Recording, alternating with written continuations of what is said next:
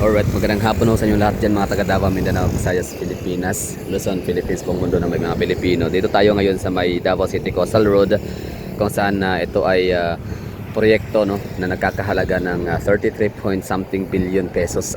So ito ho ay pondo, budget ho no, it's a national fund no. So kasama ito sa flagship project ni Tatay Digong na build project no, or regional development project no. So bali ano ba meron sa video to, kumbaga ang content natin pag-uusapan natin dito topic is all about the flood control projects na mag-iisang magdadalawang taon na no. So sorry, tatlong buwan rather no. So malapit na siya mag 100 days.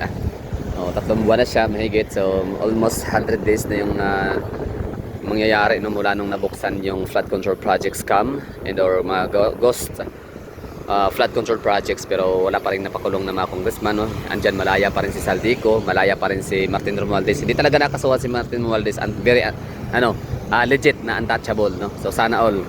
So grabe ang kanyang kapit, grabe ang kanyang backer no, grabe ang kanyang kapangyarihan. Mas malala pa sa kapangyarihan ng mga Marcoses. Anyway, so dito tayo ngayon sa Coastal Road ulit no. Bali ulitin ko, it's 33 point something billion pesos na flagship project ni Tatay Digong no. Isa lang to sa kanyang Davao bypass roads mga ganun no. So ito ay kasama parte sa yung 45 kilometer long na Digos, 45 kilometer long mula Kalinan to Tibongko or Bunawan or Lasang na daan no, yung tinatawag nating bypass roads na kung saan meron ding twin tunnel, the longest subway naman yun sa buong Pilipinas. Anyway, so balik tayo dito sa coastal road natin. Yan nga nagkakahalaga ng 33 billion pesos mahigit. Sa diba ang ganda lang no. So lahat tayo napapahanga dito. Kami mga taga Davao, hindi pa nakapunta ng Davao City. Every time na makikita ho ninyo sa video, talagang natutuwa at napapahanga ho kayo kasi nga grabe kapag gawang Duterte, legit, solid, pulido, walang bahid ng korupsyon, kaya napakaganda ng resulta. Which is totoo naman talaga na wala siyang bayad ng corruption, kasi kung meron pa, edi sana hindi ganito kakapal, hindi ganito ka-thick yung mga ripraps, yung walling namin dito sa coastal sa seawall no, na siyang nagsisilbing flood control dito sa lugar ng Davao City, particular sa may Talomo District no, hanggang sa Poblacion District sa may Barangay Bukana. So ano bang meron, anong connect dito sa flood control project? Siyempre 'di ba, alam naman siguro natin lahat na ang kabuuang total no ng flood control project ng GAA no, yung sa may basta yung GAA no, or General Appropriation Act 2024, 2025 basta.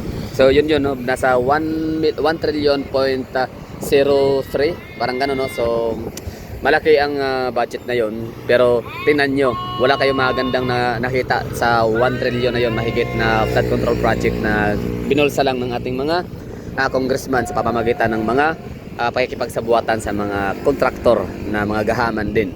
So ngayon sa inyong mga lugar dyan, di ba, marami mga naganap na pagbaha. For example, sa may Bulacan Province, sa may Rizal Province, sa may bandang Calabarzon no, Region 4A, dyan talaga ang pinakamaraming tsaka Central Luzon. Yun talaga yung mga rehiyon na kung saan billions, hundreds of billions talaga yung mga naibulsa na mga korupsyon. Maging NCR no, sa may Quezon City, di ba? Halos lahat ng mga district mga representative no, lahat ng mga congressman diyan ay nakikinabang talaga at nambubulsa talaga. For example, si Arjo Atayde at napakarami pang iba. So talagang ang dami nang kinuha, ninakaw na hundreds of billions, kaya sila nakabili ng yate, nakabili sila ng mga Gulfstream no. Ito si Saldico ng kapal ng mukha.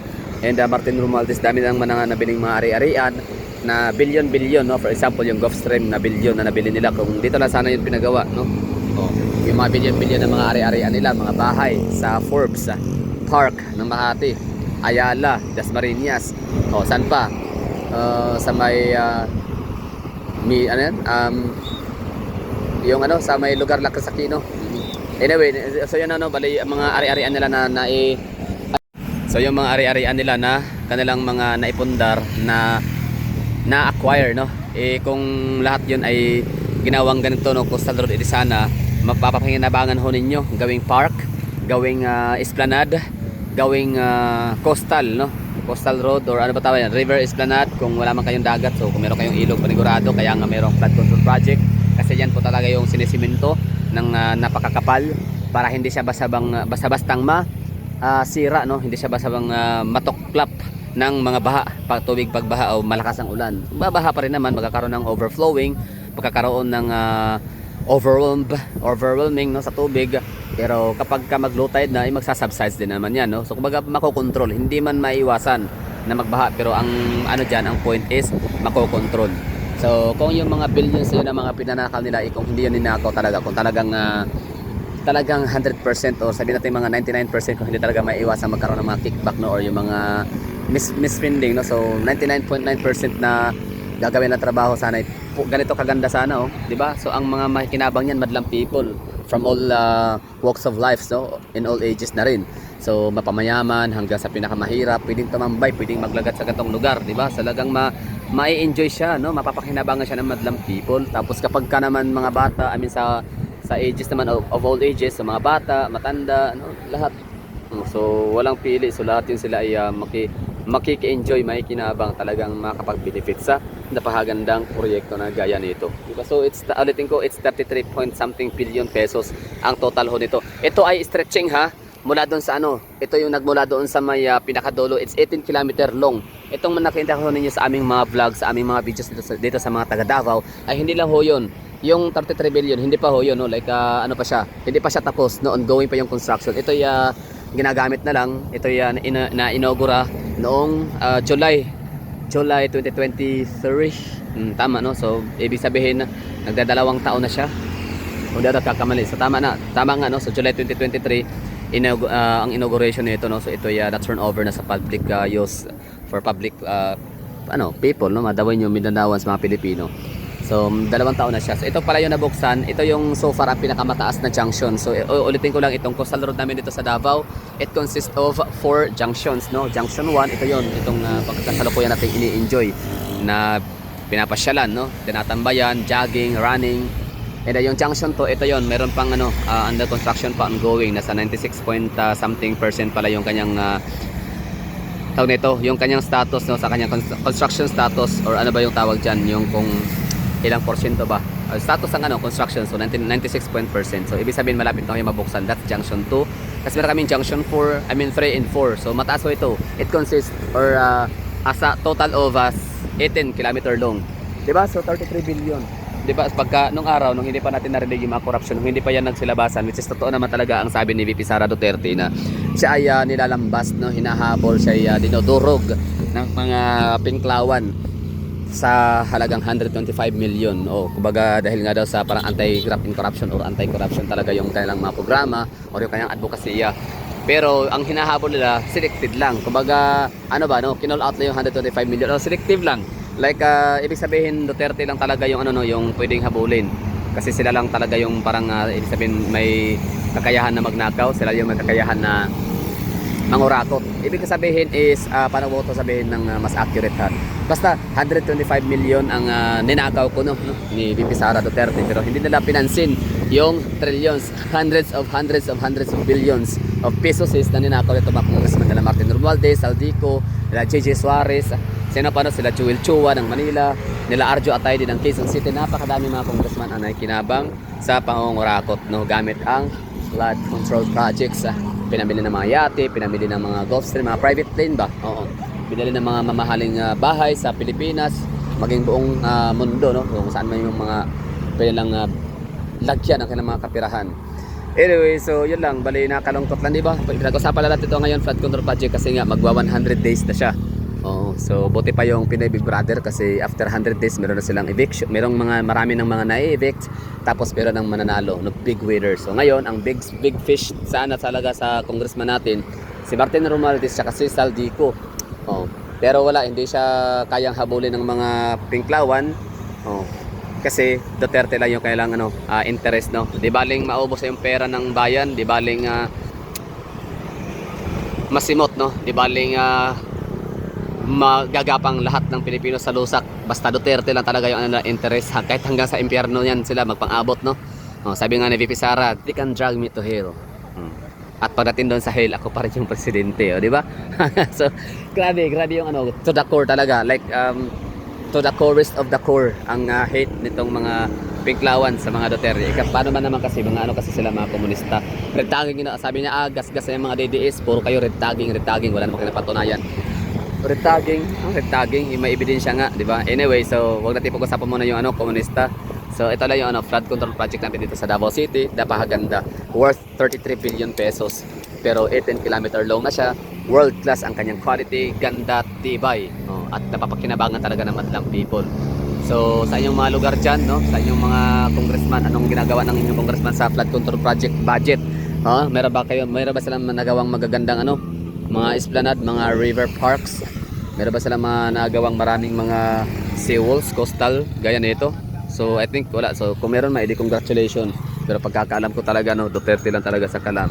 Pero siyempre di naman tayo kumbaga bitter, like congratulations for example diyan sa may Cagayan de Oro City, in fairness din naman meron naman sila diyang magandang river esplanade or river parks o ano ba tawag diyan na proyekto talaga na hindi lang para makontrol yung flood kundi magagamit na rin siya for recreational purposes, recreational activities para sa mga madlang people sa Cagayan de Oro City.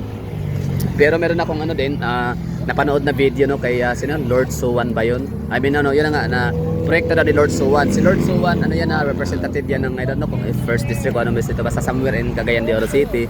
Na yun na nga maganda siya tingnan, for example ganito, maganda daw tingnan sa labas, pulido, parang solid naman, maganda pagkagawa, pero ang ang pinakailaliman pala naman ay bulok daw pala, parang walang magandang dito. Basta may nag-comment pa daw na mama na yun na nga sila daw yung gumawa. Alam nilang mali yung pagkagawa, substandard, pero dahil sila empleyado lang, natatrabaho, so wala silang magagawa kundi sundin ang utos ng boss na sa labas lang yung maganda daw, tapos yung sa ilalim ay hindi. So yun So it's 100 days sa flood control project na flood control scam, flood control issue natin, ghost flood control ni BBM administration. So hanggang ngayon wala pa rin napatunayan, wala pa rin napanagot ng mga congressman, lalo na si Martin Romualdez, malaya pa din.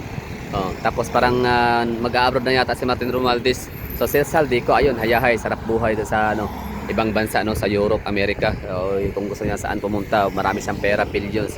Hindi mauubos yun hanggang mamatay na lang si Saldico, yung kanyang trillions na galing sa nakaw at ng kanyang pamilyang magnanakaw, hindi yun mauubos.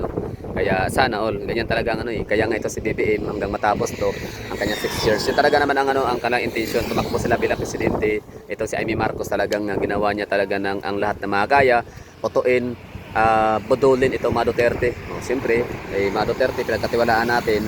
So tayo ay sumama sa panawagan ni Bibi Sara na iboto ang kanyang adik na kapatid ni Amy Marcos, bangag na si BBM. So nabudol tayo doon. So kumbaga lahat tayo nasisi na at huli na yun. Wala na tayong magagawa doon. Kumbaga tanggapin at gumawa ng paraan para maka-survive ulit o makabangon mula sa kasamaan nitong administrasyon na to ngayon. Kibali ito ang pagkakaalam ko base sa mga pattern na nakikita natin. Uutang naman ulit ang uutang. Ang dami na nating utang sa Pilipinas. Ulitin ko sa panahon ni Tatay Digong parang nagtala siya ng utang ng 6 point something trillion. Tapos in 6 years yun with all the regional development build projects, sobrang dami, thousands yung mga natapos and under construction pa rin ngayon. So 6 trillion. Tapos may pandemic pa. Kasama doon yung mga binayaran mga pagsasubsidize sa sa mga gamot, bakuna at kung ano pa so kasama yun sa nagiging utang ni Tatay Digong, 6 trillion. Pero kay BBM in 3 years lang nakapagtala na siya ng utang na 6 trillion, tapos nagbenta pa ng gold. Walang walang project. Wala siyang mga flagship projects.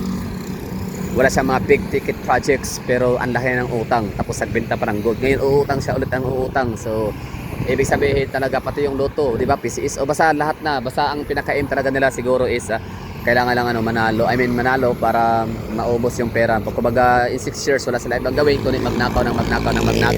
Wala silang paki sa mga Duterte, kahit pa yun yung mga Duterte ang nag-pave way na makabalik sila sa pagiging presidente, makabalik sa Malacanang. So wala silang pakialam doon kahit pa meron silang utang na loob sana kung tatanawin, kasi nga kung hindi dahil kay Digong hindi maililibing yun sa libingan ng mga bayani ang kailang ama. Pero ang ginawa, so yung kailang ama pinalibing sa bilibingan ng mga bayani, tapos ang ama ni Sara Duterte pinakulong sa dahig kahit wala pa naman siyang verdict, wala pa naman siyang hindi pa siya convicted so nakalungkot lang. Kaya tayo mga Pilipino, kumbaga hold on lang tayo, kapit lang talaga tayo hanggang makarating tayo sa 2028. at ipanalo natin si VP Sara Duterte. Kaya kay VP Sara Duterte naman nakikinig po dyan, Madam VP Sara Duterte, hindi man natin masasabi ikaw yung pinaka last card, pero ikaw yung talaga sa pinakaalas po namin na ano nga makakapagpahinto sa korupsyon sa Pilipinas. So, ngayon alam mo na anong gagawin, so all you have to do is yan, magbanggaan sila. All you have to do, Madam VP Sara, is kailangan mo i-survive hanggang 2028. Oo, ingat ho kayo lagi, dasal, be vigilant, no, sa iyong mga gwardiya, sa iyong mga security guard, no. Sana ay ano din sila, maging maingat din, no. Ingatan ho kayo lagi. So kasi VP Sara equivalent to buong mundo, buong Pilipinas yan. Umaasa ho sa inyo. Ibig sabihin na ikaw yung pinaka last card namin. Hindi man last card, pero isa ka sa alas namin. So sino ba kung hindi siya last card, sino pa bang iba? Meron pa tayong Basti Duterte, siyempre. Meron tayong Paulo Duterte. So ayan, so, legit yan, no. Pag sinabing integridad, kapasidad, talino, galing, husay, at kasipagan, no. So yung mga Duterte, wala tayong duda dyan. So hindi siya last card kasi meron pa nga tayong Basti Duterte, meron din tayong kung Pulong Duterte, kung talagang sukdulan talaga yung kasamaan nitong mga Marcos na to at mga Romualdez, at kasamahan ang mga hundreds of 300, no, or 200 plus or 300 plus na mga buhaya sa Kongreso.